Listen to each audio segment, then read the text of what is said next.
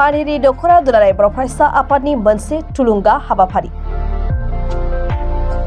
पानेरि दख'र दुलाराय बर' फरायसा आफादा बर' बिजोंजों फरायनाय फरायसाफोरखौ हालामाव गोग्गो गुन गोनां सोलोंथाइ लानायनि गेजेरजों फैबाय थानाय समाव साफ्रोमबो फरायसायानो गावनि इयुन दानाय आरो बर' हारिजों लोगोसे ओनसोलनि साफा साफा सुबुं सम्पद जाहैनो हायो।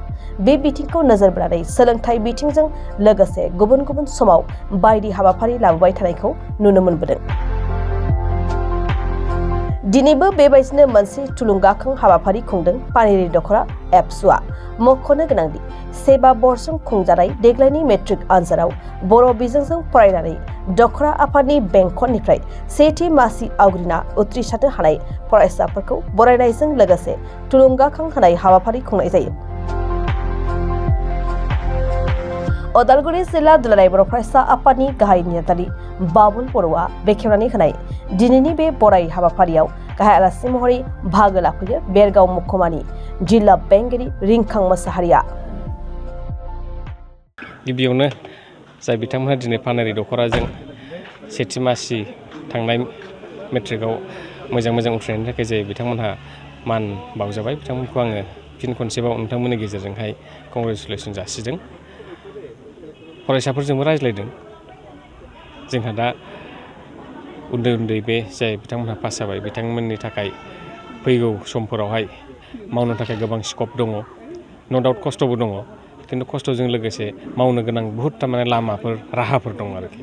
स' गतिके बै जे राहा बा लामाफोर बेफोरखौ सिनायनानै थिगैनो जुदि खस्थ' खालामोबा साफ्रोमबो फरायसाया जे फैगौ बिथांमोननि जे इयुन, बे इयुना जे गोजों बेखौ जों नुहुरो आरो बेखौनो जों खावलायदों।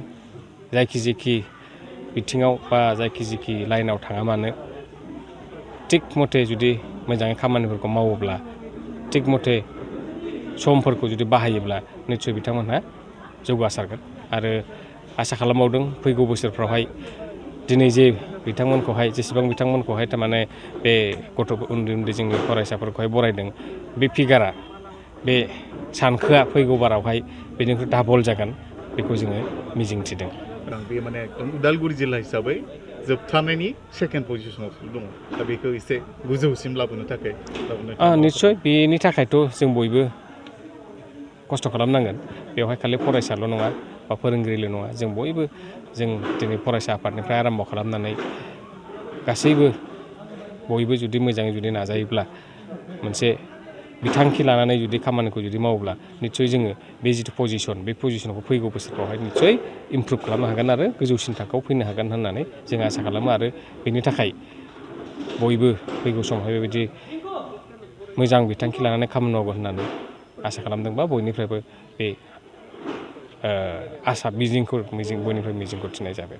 पानेरि दख'र दुलाराय बर' फरायसा आफादा 2024 मायथाइयाव बर' बिजोंजों फरायनानै सेथि मासियाव उथ्रिनो हानाय फरायसाफोरखौ जोङो दिनै पानेरि जौसिन गेजेरारि फरायसालियाव बरायनाय आरो मान बावनाय हाबाफारिजों लादों।